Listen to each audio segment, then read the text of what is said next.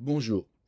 Alors évidemment, l'histoire, elle est connue, que dans la parashat Tetzavé, le nom de Moshe n'est pas cité, et on ramène des midrashim que, effectivement, Moshe devait être effacé au moins d'une des parachutes de la Torah, parce qu'il avait dit à Dieu, efface-moi de ton livre.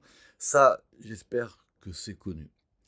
Simplement, le Zohar, il va beaucoup plus loin sur cette histoire, parce que cette expression de Ve'ata Tetzavé, littéralement, et toi, tu ordonneras, elle n'est pas claire. Et que quand on étudie la Torah, il faut qu'on rentre dans les lettres, et dans les noms, et dans les mots. Et le Zohar explique ça longuement, vous trouverez ça dans les cours de Chok l'Israël, qui sont consacrés à ça, qui sont sur notre chaîne YouTube, les cours de lundi, mardi, mercredi, de la parashat Tetzavé. Et le Zohar, il va s'interroger sur cette notion de Ve'ata.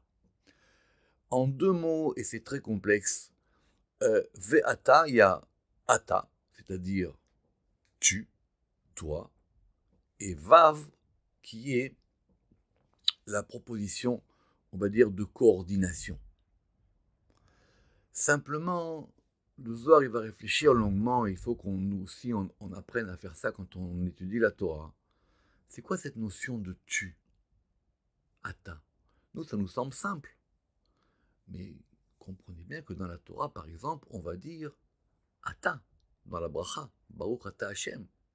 On va tutoyer Hachem. On va s'adresser à lui. Et le tu n'est pas simplement un élément de langage, c'est aussi un élément de désignation de la personne.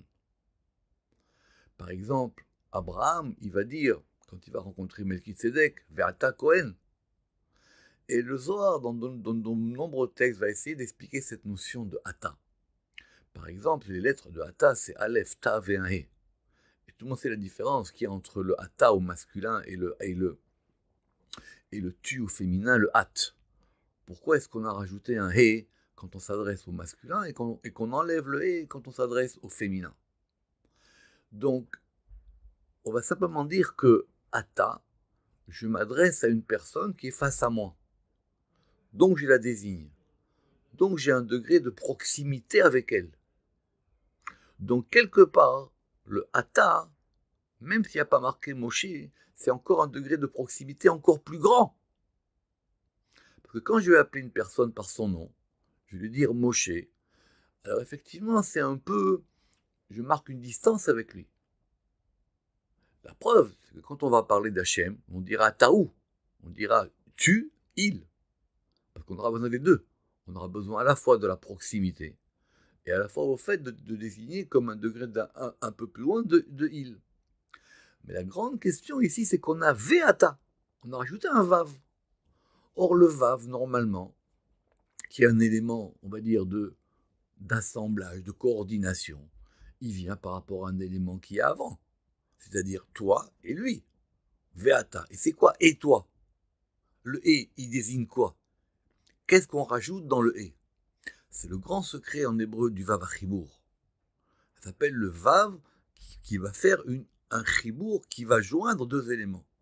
Or, ce vav-là, il joint quoi? Alors, c'est une très grande discussion dans le Zohar. Rabbi Yaakov Abuchatira, il aura des longs développements là-dessus par rapport à la question du Zohar. À savoir que qu'est-ce qu'on a rajouté dans le ve'ata? Par exemple, le Zohar, il dira que quand dans la Torah, il y a marqué Va Hashem, il y a le Shem Yudke Vavke Vav, alors c'est Yudke Vavke et un autre degré. Mais cet autre degré, il est absent. Donc dans le Ve'ata Tetzavé, il y a beaucoup plus que simplement si Hashem il s'était adressé à Moshe.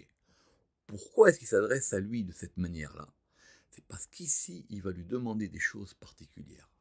Relisez la paracha en pensant à ça. Shabbat Shalom.